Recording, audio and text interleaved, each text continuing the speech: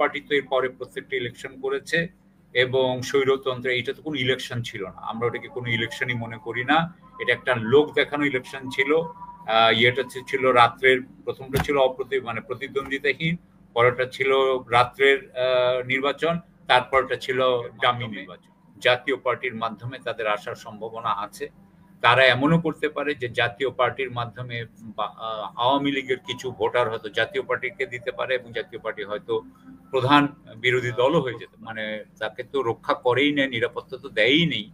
বরং রাশেদ যেটা বলেছে, রাশেদ খান সাহেব, তিনি বলেছেন যে জুলাইকে ভরে দেব, জুলাইকে শেষ করে দিব বিপ্লব।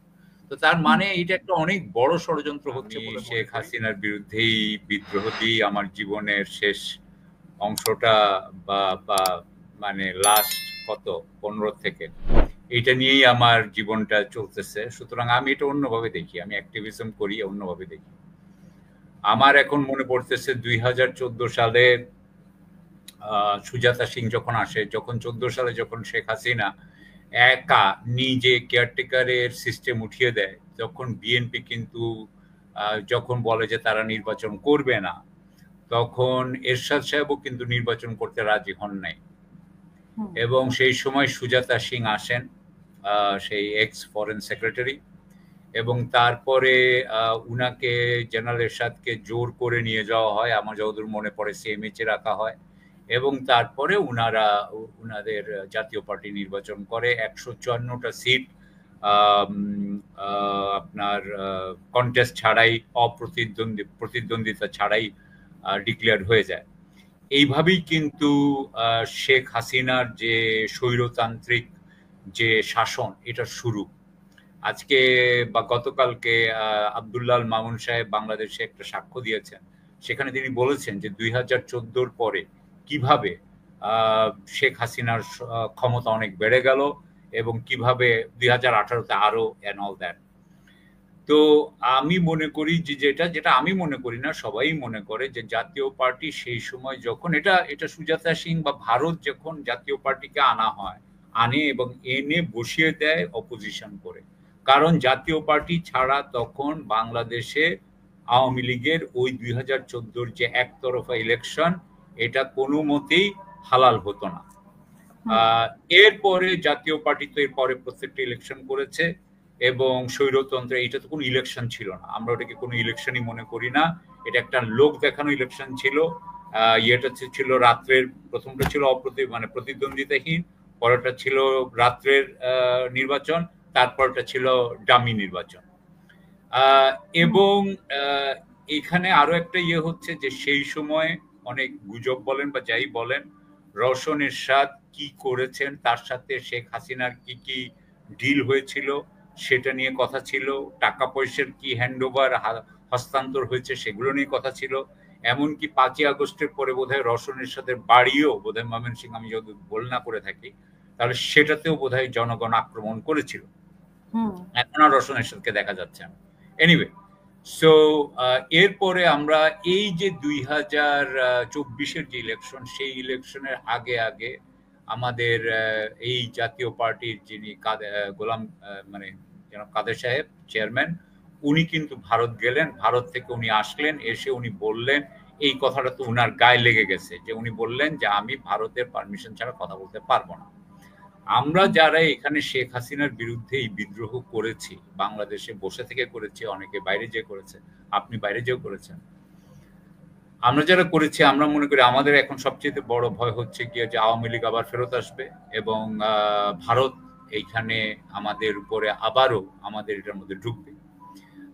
ভারতের বিরাট, এখানে ভারতের জিও পলিটিক্যাল আছে, আপনার ইন্টারেস্ট আছে, তারা বাংলাদেশকে তাদের বলয়ের বাইরে রাখতে চায় না। তো সেই হিসাবে আমরা মনে করি যে অবশ্যই আওয়ামী লীগের মাধ্যমে, জাতীয় পার্টির মাধ্যমে তাদের আসার সম্ভাবনা আছে। তারা এমনও করতে পারে যে জাতীয় পার্টির মাধ্যমে আওয়ামী লীগের কিছু ভোটার হয়তো জাতীয় পার্টিকে দিতে পারে এবং জাতীয় পার্টি হয়তো প্রধান বিরোধী দলও হয়ে যেতে পারে। সুতরাং আমরা মনে করি যে এই যে ট্রোজান হর্স, যে জাতীয় পার্টির উপর ভর করে ভারতীয় যে আপনার হস্তক্ষেপ, সেটা যাতে না হয় সেটা আমরা চাই না। এমনকি আমি আপনাকে আরো এটা বলতে পারি যে আজকে ইয়েও আছে, আজকে আপনার আমার দেশ পত্রিকায় মাহমুদুর রহমান সাহেবের একটা ইয়ে আছে লেখা, যে ৫ রকমের ভারতপন্থী। সেখানে উনি বলেছেন যে বিএনপি বা এরকম নেতৃত্বেও কিন্তু প্রচুর ভারতপন্থী আছে। অর্থাৎ আমরা কিন্তু বিএনপিকেও মনে করি না পুরোপুরি যে ভারতপন্থার থেকে সে বাইরে। এবং সালাউদ্দিন সাহেব যেভাবে উনাদের মুখপাত্র ইয়ে হন, আমার কাছে মনে হয়েছে যে এটা একটু অ্যাবনর্মাল বা একটু অ্যাবসার্ড। সো আপনি যদি ওইভাবে ধরেন, বাংলাদেশ এখনো অত্যন্ত নাজুক অবস্থায় আছে। বাংলাদেশের পুরো সিভিল এবং মিলিটারি ব্যুরোক্রেসির টপ যেটা, সেখানে এখনো হাসিনার দোসররা আছে। আপনি জানেন কয়েকদিন আগে বলা হয়েছে নয়া দিগন্তের একটা ইয়েতে, যে রিপোর্টে, যে ওর নাম কি আপনার এস আলম যে দেখা করেছেন, টাকা দিয়েছেন ২,৫০০ কোটি টাকা, আরো ২,০০০ কোটি টাকা দিবেন। বাংলাদেশে এখন রাইট নাও অনেকগুলো জায়গায় আপনার ইয়ে হচ্ছে, গন্ডগোল হচ্ছে, নানান ধরনের আক্রমণ এবং প্রতি আক্রমণ হচ্ছে। তো সুতরাং একটা একটা পুরো অস্থিতিশীল অবস্থা।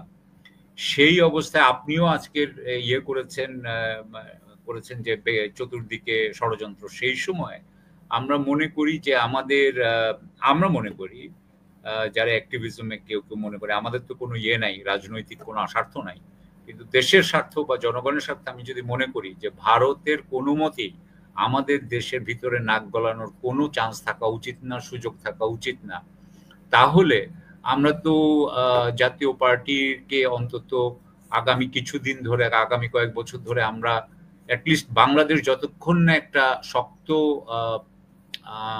ভিত্তির উপরে পৌঁছাচ্ছে, ততক্ষণ আমরা চাই না যে এই ধরনের যারা ভারতপন্থী বা ভারতের সাথে আগে কাজ করেছে সেই সমস্ত লোকরা এসে আমাদের এখানে ইলেকশন করুক এবং ক্ষমতায় যাক এবং ক্ষমতার কাছাকাছি আসুক।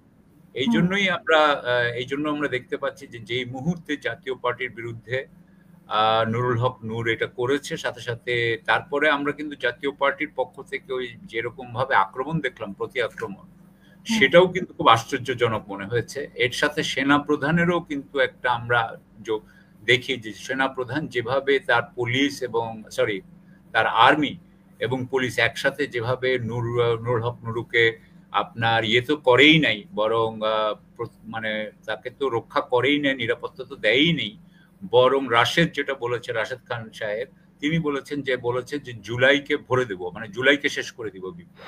তো তার মানে এটা একটা অনেক বড় ষড়যন্ত্র হচ্ছে বলে মনে করি।